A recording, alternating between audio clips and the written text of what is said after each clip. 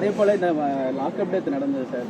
அதுல இப்போ அதிமுக ஆட்சி காலத்திலும் ஜெயராஜ் பண்ணிக்கு லாக்அப் டெத்ல இறந்தாங்க. இப்பவும் திமுக ஆட்சி காலத்திலும் நடந்திருக்கு. ரெண்டு ஆட்சிக்கும் வித்தியாசம் இல்ல, அது வன்மையா கண்டிக்கக்கூடியது.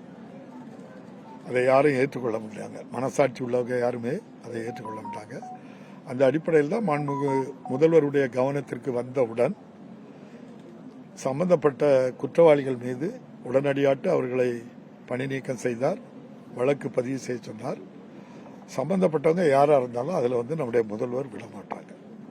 உங்களுக்கு தெரியும், இந்த ஒரு சம்பவம் மட்டும் இல்ல, எந்த சம்பவங்களா இருந்தாலும் அது மக்களுக்கு விரோதமாட்டு அல்லது சட்டத்துக்கு புறம்பாட்டு யார் செய்தாலும் சரிதான், அல்ல தயவு தாட்சியமே நம்முடைய மாண்புமிகு முதல்வர் பார்க்க மாட்டாரு. இன்னொன்னு, நம்முடைய மாண்புமிகு முதல்வருடைய ஒரு சிறந்த பண்பு, அந்த பாதிக்கப்பட்ட அந்த இறந்த பையனுடைய தாயாரிடமும் சகோதரிடமும் தன்னுடைய வருத்தத்தையும் தெரிவிச்சு, எனக்கு ரொம்ப வருத்தமாட்டு இருக்கு, உங்களுக்கு என்ன உதவி செய்யணுமோ நான் செய்யறேமா, இதை நான் ஈடு செய்ய முடியாது, உங்க பையனை திரும்ப தர முடியாது, நான் என்னுடைய வருத்தத்தை தெரிவிச்சுக்கிட்டேங்க.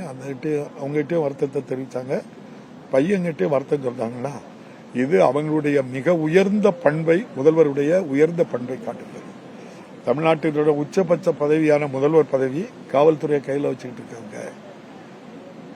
ஒரு சாதாரண சாமானியன் வீட்டில் ஒரு தவறு இந்த அரசு அதிகாரிகள் பண்ணியிருந்தா கூட அதை பொறுப்பேற்று வருத்தம் தெரிவிக்கிற பண்பு மிகப்பெரிய ஒரு மாண்பு. அந்த மாண்புக்கு அதை யாரும் கொச்சப்படுத்தி பேசுறவங்க பேசலாம், அரசியலுக்காக பேசலாம். ஆனா மக்கள் என்ன சொல்றாங்கன்னா, இவ்வளவு பெரிய ஒரு மாண்போட ஒரு சாமானியன் வீட்டில் நடந்த ஒரு சம்பவம் குற்றம் என்று உணர்ந்த காரணத்தினால், தவறு என்ற காரணத்தினால் அவனை இழந்து வருந்தும் தாயாரிடமோ சகோதரிடமோ வருத்தத்தை தெரிவித்து ஒரு அரசு பணியிடமும் கொடுத்திருப்பது அவருடைய மாண்பை காட்டுகிறது, அவருடைய பெருந்தன்மையை காட்டுகிறது. நான் போற இடத்திலாம் மக்கள் அதான் சொன்னாங்க, எவ்வளவு பெரிய ஆளு, இப்படி ஒரு சம்பவம் நடந்த உடனே அதுக்கு வருத்தம் தெரிவிச்சிருக்காங்க, பெருமையா தான் சொல்றாங்க. புகார் கொடுத்த அந்த டாக்டர் நிகிதாவை இன்னும் அந்த விசாரணை வளையத்துல கொண்டு வரல. யாரை காப்பாற்றுறதுக்காக, எந்த சாரை காப்பாற்றுறதுக்காக அந்த இல்ல, உங்களுக்கு சார் மேல என்ன பாசமா தெரியல எங்களுக்கு.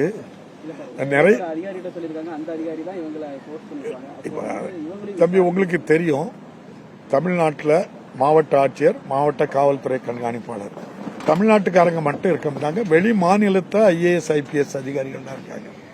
அப்ப அவங்க எந்த இன்ஃபுளுன்ஸ்ல யாரை பயன்படுத்துறாங்க விசாரணையில இருக்கு. நிச்சயமா நம்முடைய மாண்புமிகு முதல்வர் அவர்கள் ஒருபோதும் அவர்களை தவற விட மாட்டார். நிச்சயமாக சட்டத்தை முன்னால் நிறுத்தி தண்டிப்பார்.